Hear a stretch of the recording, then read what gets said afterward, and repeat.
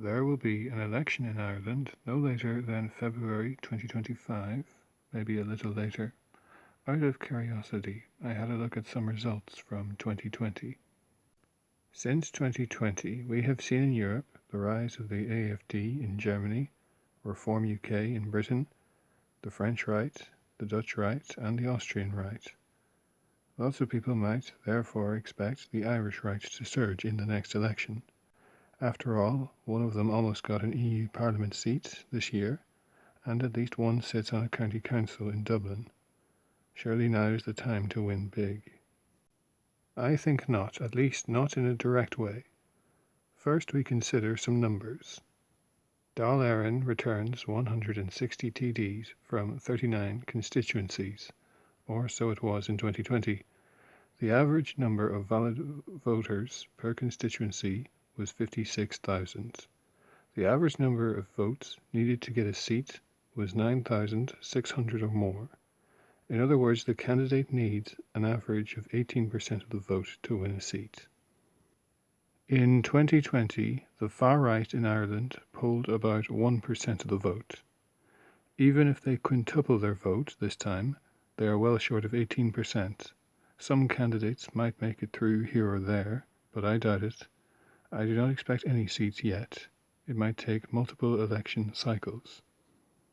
However, I think that the far right might have a shortcut. They can hold seats to ransom instead of winning them outright. To explain, Irish constituencies typically have 3, 4, or 5 seats. Let's say 5, but there are 10 candidates. The top 5 get in, the 6th misses out. The margin between the 5th and 6th is critical. Suppose the far right could form an organised voting bloc larger than the margin between 5th and 6th. They could decide who comes 5th or 6th. In 2020, there were 34 seats where the runner-up was from a different party compared to whoever got the final seat. 34 seats could have flipped in 2020 with the correct voting bloc. How big of a bloc? Out of a total of 2.18 million votes cast in 2020, fewer than 54,000 decided the margin in the 39 constituencies, potentially flipping 34 seats. 2.45% of the vote could have flipped 21% of the seats. That is much lower than the 18% we discussed earlier. But what percentage might be needed within each constituency? A voting bloc of 1% per constituency could have flipped 6 seats.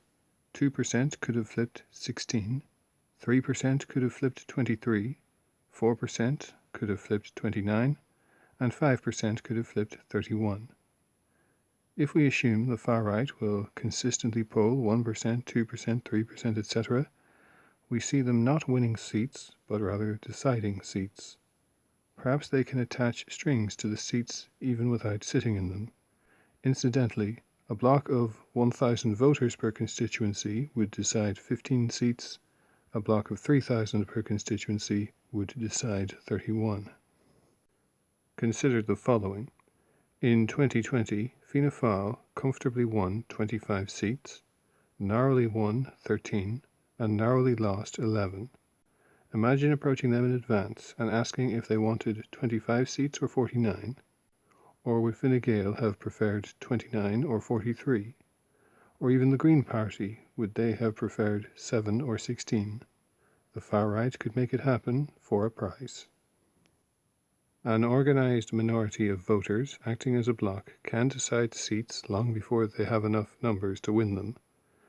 They can decide to reward their friends and punish their enemies to get what they want until the time comes when they can get it themselves.